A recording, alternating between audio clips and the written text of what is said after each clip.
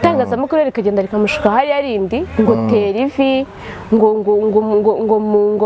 nimba bamuhaye amafaranga ngo tugusohokane ngo ibiki n'ibiki umva ibaze baramushuka akaza ngo agatera ivi sindamwemera ubyibuke niba ari urukundo akeneye turukore mu bundi buryo cyangwa tuzakundane cyangwa mukatire nako sinteganya no kumwemera pe narabikubwiye mani bansebeje ngo nari amafaranga Kaganga nta n'ijana ryiwe yaranambeshye ngo naramuburotse mu gitondo namwandikiye message kuri WhatsApp ndamubwira kanze ngusomere ukuntu namubwiye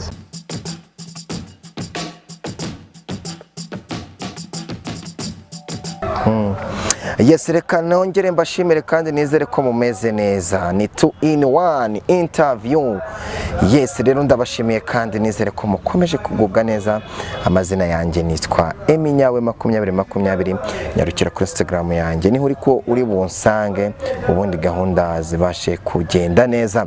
Yes, ni 2 in 1 muri Kigali, 2 in 1 muri Canada, 2 in 1 Nairobi Kenya, 2 in 1 Kampala Uganda, 2 in 1 Bujumbura City mu gihugu cy'u Burundi, 2 in 1 Kigali City, 2 in 1 New York City, 2 in 1 kuri yawe TV. Ndi kumwe n'umukobwa mwiza cyane wambaye neza rwose, utunwa tumeze neza. Yes, afite yambaye inkweto zambaye string. What? Oh. Man, narijema nabo. Yes, ni 2 in 1 swaga Africa, mama Africa, bamwita Aisha wa Aisha, mtoto kutoka Nyamirambo Majengo. Ni KAYC niko bavuga KNYC NYC yego Nyarugenge. Yes, okay. Nyamirambo kubuvukira Nyamirambo byumva ute? Ni by'agaciro bituma nta muntu w'inyamirambo mvuge gute utari VIP. Yego uvuka nyine wiyumvamo ubu VIP tu. Nicyo kintu nabonye abantu b'inyamirambo bose baba bafite confidence. Yes, Aisha umeze neza? Yego shameze neza nta kibazo. Ariko umeze nk'umuntu umaze iminsi ahura n'abahungu benshi. Ngira gute? Ngo ngira gute? Ufite kuraceri. Okay, thank you. Of course. Umeze neza cyane, uratangaza iki? Ni ibisanzwe, ntago nari mperutse hano nari ngukumbuye. Moi. Yego. N'abantu bawe nari mbakumbuye. Je t'aime basi. Yego. Warukumbuye iki we? Sha nari mbakumbuye kubabona byonyine biranshimisha. Ni inshuti nziza mani kuri yawe TV show. Respect. Happy birthday Nyakso. Nyakso happy birthday. Aracyari muri birthday kabisa. Aracyari muri birthday. Happy birthday Yago. Yago. Happy birthday Brian hafi aho. Yago naramubwiye happy birthday ntiyanansubiza. Akurya se. Ntabwo ndesine ntabwo arayisoma. Ntabwo arayisoma. Ariko naramwandikiye naramupostinze ntiyabibona. Yes, happy birthday kuri Yago, team Yago. Tumufurize isabukuru nziza y'amavuko, akure ajejuru kandi ibyiza byose bimubeho cyane. Nihanganishe umukobwa we warabibonye we? Ibihe? Umukobwa wo muri Kenya basutse inzoga mu kanwa. My God, ngo yapfuye sha. Ako sinzi tugira inshuti zitari nziza mani. Nukuri. Nta ibaze uriya mwana w'umukobwa mwiza kuriya amabuna afite. Amabuna yonyine se tureka amabuna mani. Ateye neza ni mwiza. Inshuti mani birthday sinzi. Nose uriya n'umunsi mukuru wiwe wo kwishima. Nase baramushimishije. Baramushimishije. Tutagira inshuti nziza. Bamukuye mu bibazo by'isi mwana. Ibihe bibazo se reba ziriya nzoga n'ukuri. Okay, ari byeri sava. Ariko mani ari amarikeri ni mabi cyane. Wowe ntago nywa inzoga? Sha njyewe ndayinywa. Urayinywa? Ukunda agatsingi? Itsingi konje. Mama lawe Young Grace nuko ndavuga ngo itsingi konje. Turakunda itsingi konje kabisa. Yes, Aisha ikintu cyatumye nguhamagara kuri kamera za Yawe TV, abantu benshi bazi yuko ukundana na Kaganga cyangwa mwanakundanye, so ariko uyu munsi kuri njye mvuga yuko bishobora kuba byahinduye isura. Bihagaze gute? Kaganga yagaragaye avuga yuko Aisha wamuriye amafaranga menshi Okay. mu rukundo rwanyu kugira ngo nshama zimwe. Kaganga nawe ndaza kumuhamagara kuri telefone numva uko ari bubivuge cyangwa nuko ari bubisobanure, ariko ndagira ngo udusobanurire byagenze gute, byaje gute, ubundi urukundo rwanyu ruhagaze he, bimeze bite? Sha Emi, reka nkubwire, nagusezeranije koko Yawe TV show ariyo nuze, ari cyo kinyamakuru ngomba kuza nkajya imbere yacyo njyewe na Kaganga, everything akaba ariyo ibimenya. Si wowe watangiye iki kiganiro, ni wowe muntu wenyine. Subizi ko nakunda itangazamakuru, narabikubwiye. Narambwiye ni njye sinshaka itangazamakuru, niba ari urukundo ukeneye reka dukundane, wenda tuzakundana, sindamwemera ariko tuzakundana, ariko ariko itangazamakuru. So itangazamakuru rikagenda rikamushuka hari arindi ngo TV ngo nimba bampaye amafaranga ngo tugusohokane ngo ibiki n'ibiki. Umva, ibaze baramushuka akaza agatera ifi, sindamwemera ubyibuke. Hamwe se ubundi itangazamakuru kuki bagushuka uri mukuru, wajya ureka twe tukaganira ibintu byacu, nimba tuzakundana tutazakundana, ariko ntabwo ari ngombwa bamenye. N'uwabimenye tugiye mu rukundo njye na Kaganga ni Yawe TV. Urabizi kuko ninjye yahamagaye, niwe yahamagaye, niwe watangiye ikiganiro, niwe ugombaga kumenya everything. Niyo mpamvu naheruka hano, kuko nanze itangazamakuru narabyanze. Niba ari urukundo akeneye turukore mu bundi buryo, cyangwa tuzakundane cyangwa mukatire. Nako sinteganya no kumwemera pe, narabikubwiye. Sinteganya kumwemera, ntago ari type yanjye uriya mutipe mwana, ntago ari type yanjye. So nuko nyine mba nanze, urabizi ko urukundo nyine ni ikindi kintu, uramwubaha, ariko itangazamakuru wapi. Impamvu naheruka hano, nta handi hantu mperuka gukora news interview. Mwagiye ngo kuri Nyaruka mujya ku bitangazamakuru bigiye bitandukanye. Nyaruka rero byagenze gute kugira ngo bagereho baguterera ivi? Wenda reka duhere ku ivi, turaza kugeza ku gihe cy'amafaranga. Okay, bye bamamagaye muri interview. Urumva uriya baramubwira tuze muri interview, muze mutubwiye ku rukundo rwanyu. Akambwira nkumva nyine it's okay, reka mufashe tubikore. Ariko simbazi ngo tugiye muri interview bagiye gutera ivi. Hata mbona haje bibyita kasemane warasaze. Nabibonye kuriya nanjye kuriya sinzi n'ukuntu yitwa, actually nzi cyo ari big man, ngo yitwa big man nyiri ya televiziyo bari channel. Atera ifite amukatira birarangira. Kuri Nyaruka TV bo bansanze mu rugo, batananteguje ubwo babipanze, nkabona wenda uriya mutipe yaje kunsura, nkata mbona n'abanyamakuru baraje, urabizi ko bitangira ndwana nserera bikarangira. So ndavuga noneho rero, aho kugira mujye muza munsebye imbere y'itangazamakuru, mujye mureka ndyemere ku neza. So rimwe nkabyemera.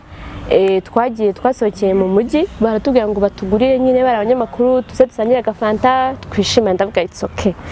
Tuhageze rero nsanga ngo hari umutipe ngo witwa ngo Jean Baptiste, ngo aba nimba ari hehe simbizi, yahaye Kaganga 75,000. 75 rero batuguriyemo fanta, batuguramo na brochette, amafaranga yasagutse. Buri muntu yatwaye amafaranga 15,000. Kaganga 15, nanjye 15, naba abanyamakuru babiri nabo 15, twese turanganye. Kaganga aza kumamagara, ndamubwira nti rero ngewe sinshaka, urumva baratubwiye ngo tugomba gukundanira televiziyo ngo tugakora n'ubukwe. Ndahanganire reka ese ukundana n'umuntu simukunda dukora ubukwe gute? Ngo ni ugutwika nyine nibatwika, ariko ngewe babiri kumbangamira.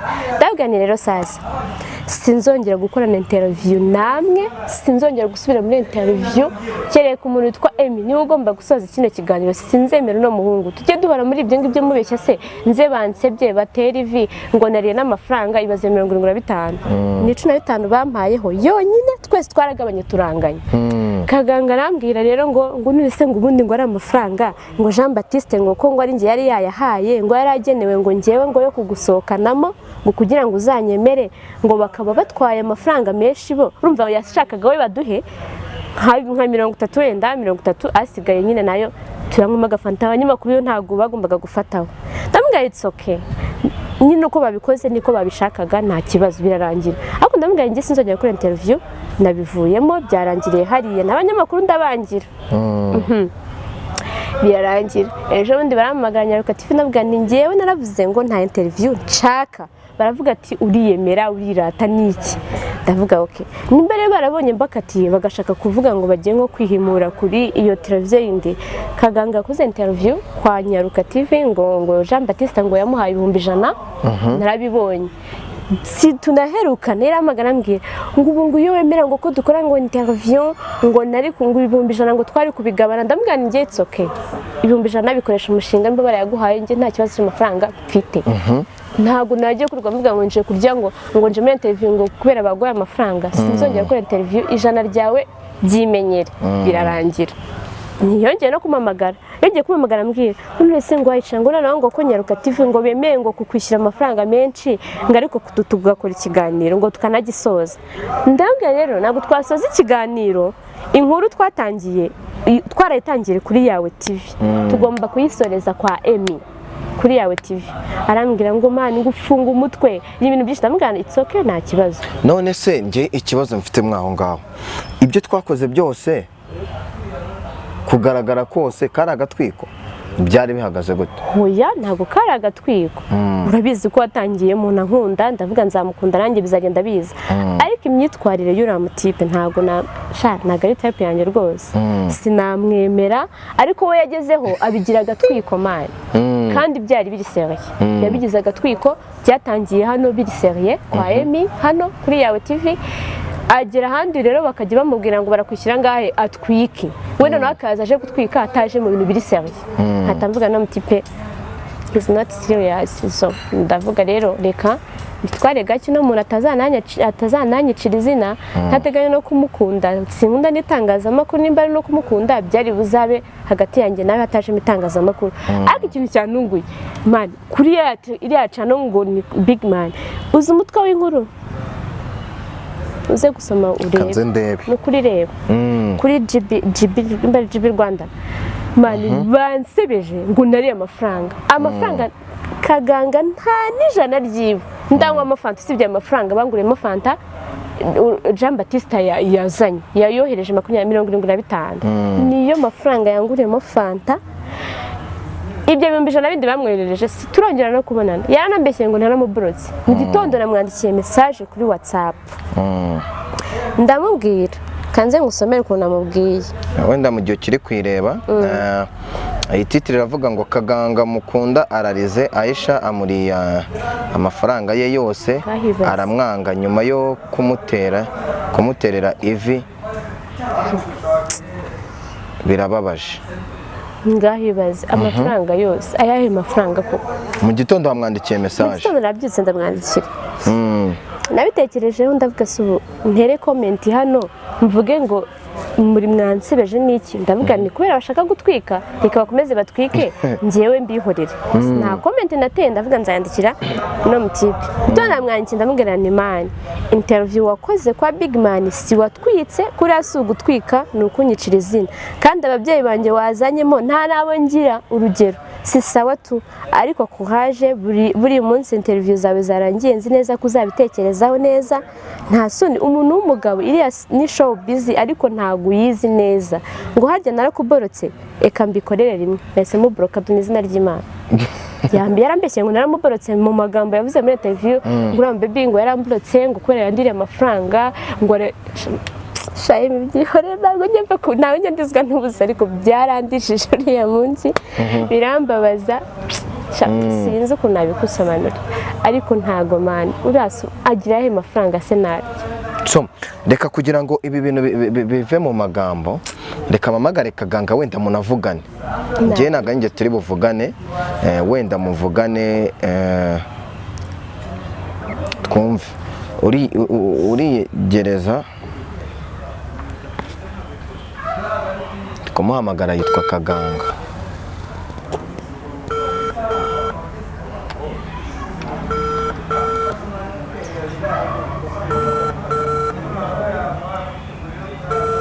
Ndagira ngo ibi bintu bibe clear kandi bibe ibintu ushaka kwanga kutakwita ibintu biri bugende neza.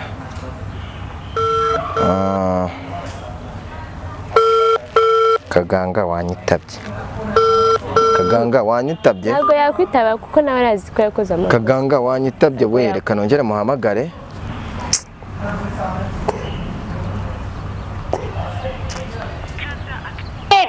Cyohereza injyana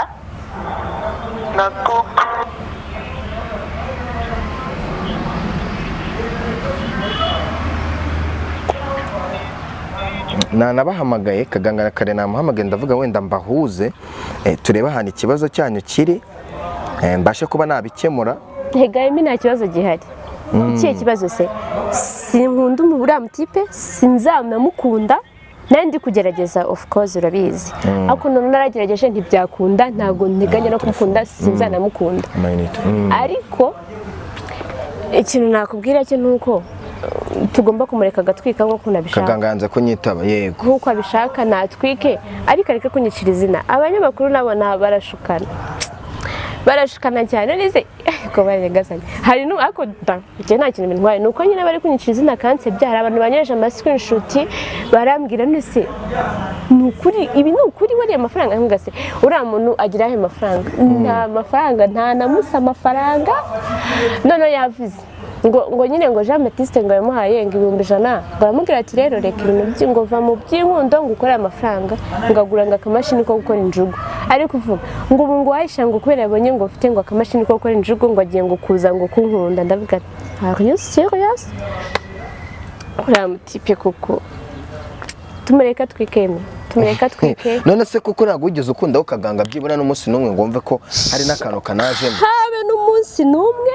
yahoza mbangamira n'ubundi urabizi ko interview zose barantungura bagira gute nkabyuba nkavuga ni ndi umuntu ukunda kudakomeza ibintu ngo nanorohereza umuntu abone ko turi kujyana tubi inshuti tuganire ariko nimba twarabaga inshuti tukajya nko kunga fanta hagataza abanyamakuru nkavuga ndapfuye niko showbiz imera abanyamakuru baba bari mu kazi kabo by'urukundo byo nta kintu byantwara cyangwa ngo bingabanyureho gukunda umuntu nta cyakirimo ariko Kaganga sinamukunda akunda showbiz kurusha ibintu byose bibaho akunda showbiz abashaka nta rukundo se afite ntigeze kwereka kagukunda kandi arabikweretse arabinyereka pe ntako atagira ariko mu kubinyereka no se namukunda bitandimo ntago namukunze rwose namwemerera ubushiti kuva cyagihe tutangira iwawe ndamubwira ngiye tuzaba inshuti bisanzwe aka kajya bizanamo blague man akabizanamo blague ejo ukabona ari mu rukundo twitelefone ejo akazanamo showbiz ngo biki n'ibiki ndavuga so haraho wavuze ngo yavuze ababyeyi bawe nabo ufite ndagira ngo dusubira kuri ako kantu. Okay sinzi ko nakubwira n'urugero gushyira muri showbiz ababyeyi ntago abagisaba ntago ari ikintu umuntu yatindaho cyane ngo nkivugeho ariko ntago baba bagomba kuzamo ninjye nawe ngo none ngo papa wanjye baze wala na papa ngira ngo papa wanjye ngo yabwiye ngo yarambwiye ngo uramutipe ngo ni umukene ngo nusa ngo urese gura mutipe ngo ugurisha ibishyimbo ngo mifuka y'ibishyimba by'iwabo ngo ubwo ngo mu rugo ngo nimuhagera ngo ntago azageza kunsahurira iby'iwacu ngo niko papa yavuze ngo azaza ngo gusahura ngo iwacu ngo aze kurya imitungo ngo yo ku mukobwa ngo nitubana ngo papa ngo yarantutse ngo basi yareka gushyiraho ababyeyi agakomeza agatwika hatajemo ababyeyi akazamo njye nawe it's okay kuko biriya ni ibintu bitazatinda bizamara iminsi mike ariko bari kunyangiriza izina ejo bundi hari urabizi nyina filime ejo ukabona baranze ko nyina kubera ibyo bintu ngo uno mwana ngarya amafaranga urabyumva ibyo bintu ariko uzi ko niyo sinzi mwana mu mafaranga baboherereje cyangwa mu mafaranga mwafashe totalama yose ni amafaranga ngahe? 75 ngiye niyo nzi. Batuguriyemo fanta na burushete hasigara 15 buri muntu, ngewe 15, Kaganga 15, abanyamakuru babiri nabo 15. Ubwo ni ukuvuga ngo gukonsoma mwari abantu bangaye? Bane. Ni ukuvuga ngo ni umukameramani n'umunyamakuru nawe na Kaganga twenyine. Ni ukuvuga ngo mu mafaranga mwariye ibihumbi 10 maybe 15 ubaze neza 15 hasigara 60. Yego ufata 30 Kaganga 30 nabo bandi nako 15 ngera Kaganga ni 30 nabara 30 kwariye 15 mwariye 15 avuga none ko wamuriye amafaranga ngahe? Ndabizi se we avuga ngo namuriye amafaranga ngo ndigendera ntatanga igiciro cy'amafaranga, kandi Kaganga duhura nge nawe tubona nari uko hari umunyamakuru, ntago turafata umunsi ngo duhure twenyine turinde dutandukana nta munyamakuru uje. Interview zose uzabona ahantu ngiye nakoreye na Kaganga tuba turi kumwe n'abanyamakuru, ntago turahura ahandi hantu nta munyamakuru hari. So ibyo 100 rero bamwereje bwa kabiri nje ntabyo nzi, nari narababwiye ko nazongera gukora interview batabanavuga ngo ibi 100 ngo bifasheho, ndavuga nje nta kibazo cy'amafaranga mfite, cyo nashaka ni interview, ntago nsiye gukora interview, amafaranga ngiye mu yatwaye nta kibazo. N'ubu ngubu Nyaruka TV biri gubampamagara, Aisha ese kuba byanze twarakubangamiye byagenze gute? Nkubwayo yanjye nta kibazo mfitanye namwe, ariko nje sinishaka gukora interview. Ufite nimero y'umuntu wo kuri Nyaruka? Yego. Ngo muhamagare wenda mubaze ikibazo, wenda nk'umunyamakuru mubaze ibintu Kaganga avuga, wenda ni nawe bacisha amafaranga kugira ngo wenda twumve uko ibintu bimeze. 078 078 96 96 47 45 rimwe. Reka muhamagare numve kugira ngo ibi bintu bibe clear, noneho nawe abantu ko bagufataga ibintu bihinduke. Nukuri. So nimba bagufataga nk'umuntu ushobora kuba warariye amafaranga y'abandi, bumve yuko nta bwana bubindi kumuhamagara arimo arayivugiraho, nawe ngo bamwita Emi. Ngo waye nimba yitwa Emi simbazi ukuntu bitwa barabatipe mbabona gutya. None ayi urumva uri bukora iki? Nakora iki? Icyo nabwira aba. Allo? Waramutse neza? Salama Emi. Umeze neza? Meze po. Umeze ute muhungu wanjye? Yo. Umeze ute? Ameze kwisi wangu. Sasa wihanganira umunyamakuru mugenzi wanjye. Nguhamagaye ndi muri interview live. Nicaranye na Aisha, hari interview umuntu witwa Kaganga yakoze avuga ko Aisha yamuririye amafaranga.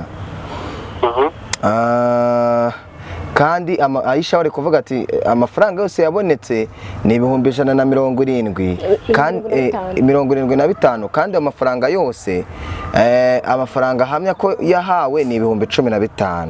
Navuga ati yandi yose nago nyazi, kandi ngenda hamya yuko mu bunyangamugayo bwawe ufite ayo wabahaye niyo wakiriye. So ko Kaganga avuga ngo Aisha yamuririye amafaranga, ibyo bintu hari ikintu biziho nk'umuntu wagiye wakiriye amafaranga kandi ukageza kuri Kaganga biri live? Karame.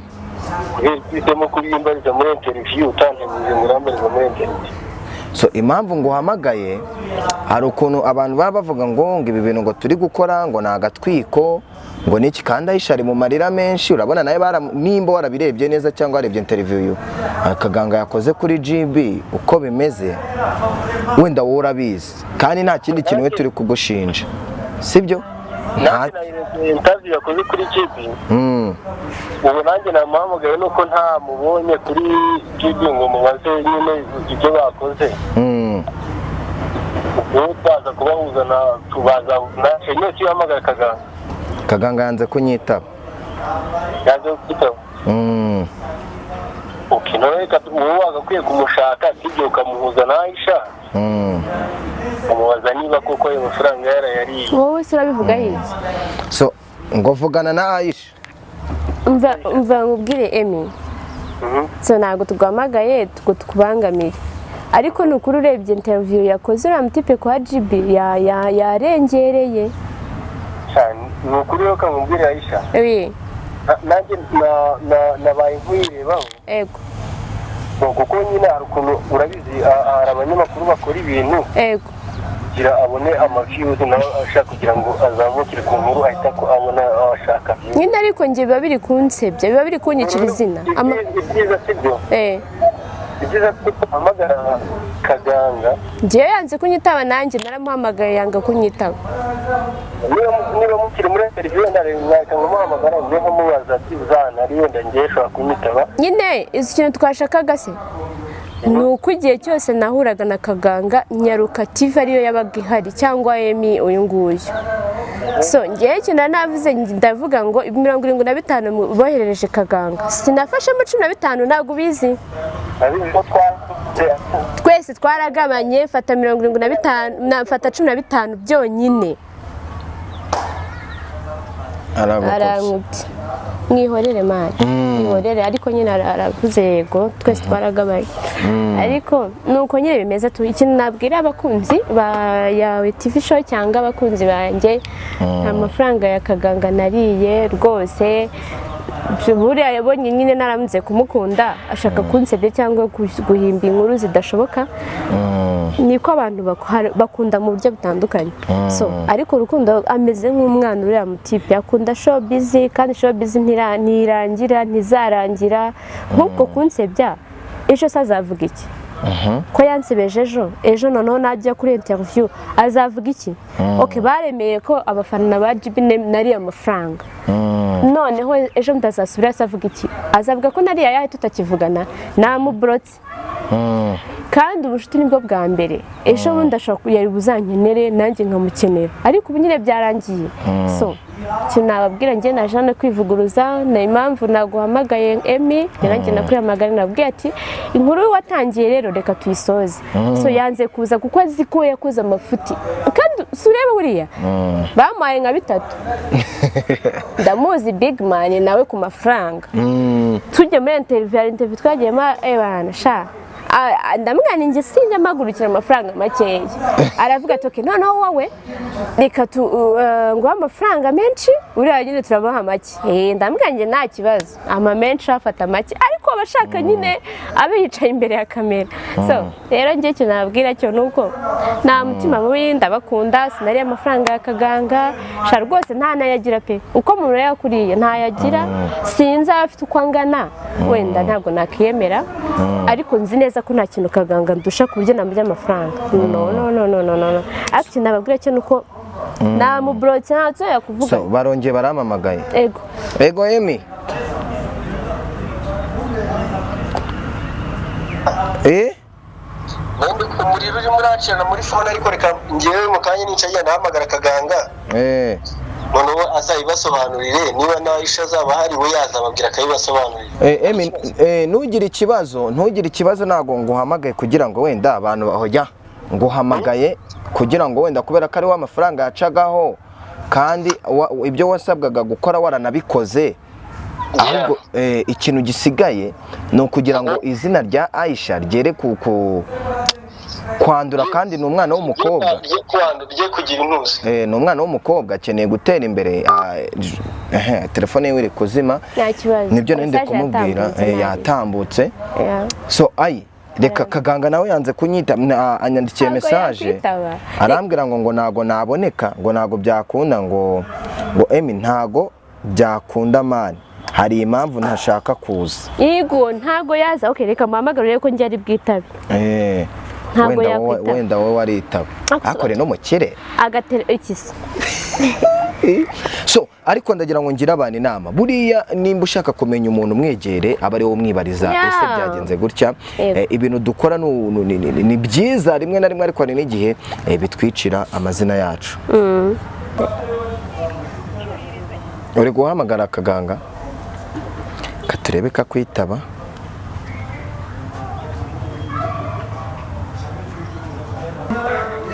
adashaka kwitaba niyo wagira gute.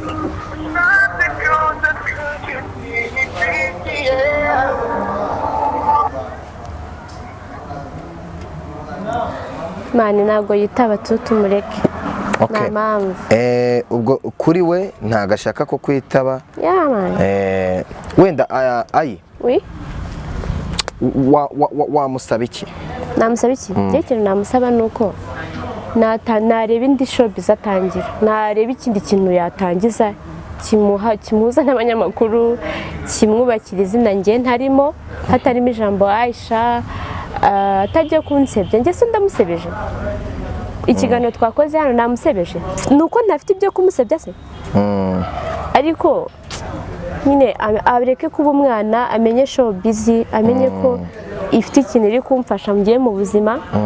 Ndi umukinnyikazi wa filime, ejo hari abantu badashaka kumfata kubera ibi n'ibi. So niyo mpamvu ntanakunda itangazamakuru, ariko yarengereye n'ukuri, yarengereye kandi hariya yakoze interview ntabwo bafite ubushuti kurusha ubwo njye twaba dufitanye. Twari inshuti nziza, twari buzame inshuti ku buryo nyine ankenera akambona, nanjye nkamukenera nkamubona. Abantu barakenerana mu buzima. Ariko gukenera akakubona. No. Wifata ukundi kuntu ariko bo yankenera akambona. Just ni umuhungu nanjye umukobwa, twakenerana, ashaka kubura inshuti y'umukobwa agisha inama cyangwa baganira tukaganira. Cyangwa banaciringa. Why not? Rero ni ikintu namusaba nandeke. Okay, iriya interview irahagije, yaransebeje birabaye, ako ubutaha najya gukora interview basi sinzagarukemo. Ashaka ukuntu ntazagarukamo, nyine byararangiye, ntabwo namubrose kuri WhatsApp. Call yanjye yose njya nitabura bizi kumbona ni hataye. Nta kintu ibyo bimbwiye rwose. Ariko ikintu nabwira abakunzi banyu cyangwa banjye ni ukuri nta mafaranga nariye pe, nta mafaranga nariye. Tumva njye nta kindi navuga. Hari abantu bambwiye ngo se ngo Aisha twamubona gute, nabo nasomye amakomenti yabo ngo twabambona gute. So ntago watanga inimero kuri komenti, ariko mujye munyandikira kuri email. N'umuntu yananyandikira nkayimuha. Yego, bafite nimero yawe iriho? Yego, nanjye nshaka kuri email yanjye ni inkindi@gmail.com. inkindi@gmail.com cyangwa Instagram yanjye inkindi official. Namuha nimero yanjye nta kibazo tukavugana. So none Aisha, wenda urukundo rufata gute? Urukundo ndarwubaha. Ngiye kunavuga ngo urukundo wenda dufata gute cyangwa ni iki. Iyo murambajije ngo urukundo ni iki, usikura umusubiza ndamubwira urukundo ni ibintu bitatu: kwizerana, kubahana no kugira gute, no kubahana, kwizerana no kumva umuntu nyine n'amarangamutima. Ego, ndarwubaha urukundo. Si ikintu najya imbere y'itangazamakuru ngo mbeshye ngo nzakunda uriya muntu. Oya rwose, wati ndi single ariko ntabwo yadukundana. Nta mukunzi ushaka se? Ndamushaka sha. Kandi uri kurya ibiceri by'abandi? Ibihe biceri se bya Kaganga? Ni ukuri kw'Imana Emi, uze no sinzi ukuntu uzabikora, ariko ko nakubwiye niko kuri guhari ko kuri. Kaganga ari kumbwira ati sinshaka kwitaba call, ati twandike gusa. Ako uzi ko uzumva nkubwire Emi, hari umuntu bita yitwa Patrick, umva afite ni umuhanzi ariko aririmba reggae, ibintu nyine nk'ibyo ngibyo. Bafite itsinda ryitwa Strong Voice Band. Urabizi? Urayizi? Ndayizi. Urabizi? Uko utagiye ukora shares, sharing bazamuka. Ako bagutumye? Ntabwo bantumye. Warujye ko hari ahantu harimo umucrash wanjye sha uzamye. Yego, yes, ni Aisha twari turi kumwe. Ndagira ngo rero ni nko abakunzi bawe barakubonye barakubwira ati Aisha wakunze uyu mwana, abandi ati Aisha ntago uyu muhungu yazamukunda, azamurya amafaranga, none birangiye n'ubundi ibyo bamwe bavugaga ati nyamara Aisha azarya uyu muntu amafaranga, birangiye bivuzwe yuko ari ibiceri by'abandi. Arangiye ngo salama Aisha, karuta gato muhamagara umve karita. Kaniyumvire.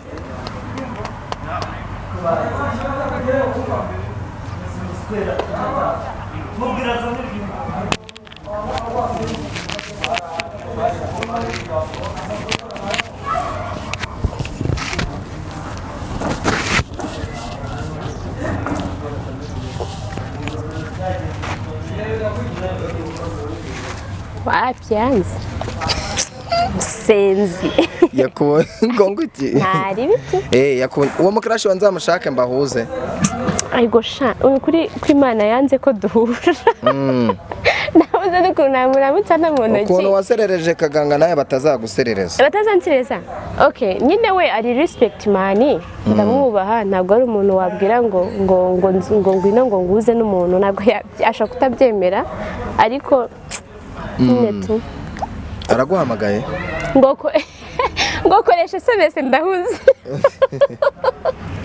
ari gucuruza injugu yes ayi reka dusoze kandi ngushimira kwemera kwitabira ikiganiro cyanjye ntago hatagira umuntu wumva ngo ni beef oya nta beef na kriye ahubwo kwaro kugira ngo Aisha avuge side yiwe yuko ibintu bimeze nimba se koko amafaranga yariye asubiza ibiceri by'abandi tumukoreshereze fundraising agarura ibiceri by'abandi ubundi gahunda zibashe kugenda neza mwumve ko nta mafaranga yariye kandi nawe wumva ko uzasebye umuntu kugira ngo umenyekane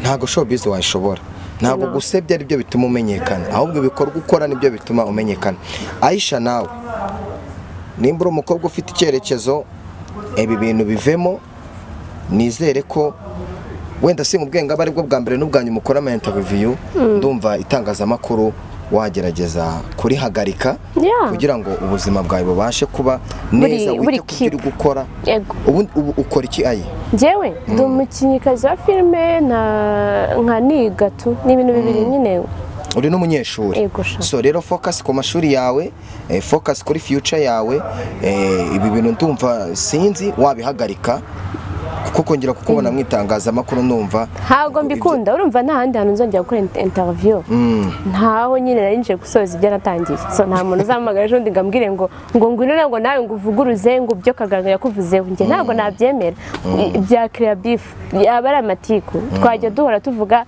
mvuga ni arambeshyera n'ibiki nawe akaza yarariye koko ntabwo mbikunda urabizi abantu rero bose nahamagaye cyangwa abantu bavuzwemo ari big man wumve ko nta mutima mubi nta mutima mubi nta n'urwango rurimo Emina ahamagaye kuri Nyaruka TV banazi wawe bakandeho subscribe nge nta mutima mubi n'umwana namwiza sha nta mutima mubi hatagira umuntu wumva ngo ni beef zagende gutya nuko nge ari nge bahamagaye bwa mbere ngo muhongo ngo yakunze umukobwa none birangiye umukobwa birangiye yibye ibiceri by'abantu Nje nta mutima mubi ndakwishishikariza gukanda subscribe nimba utarayikanda so ubundi dukora icyo bita 2 in 1 Kigali Burundi Bujumbura ahantu hose ubundi dutangire dutwike yego nanjye bakomeze bamfollowing uramaze kuri nkinda official Instagram no kuri strong no kuri cameraman wanje no kuri strong voice band man kuri Instagram Joanna Brezius inde Joanna Brezius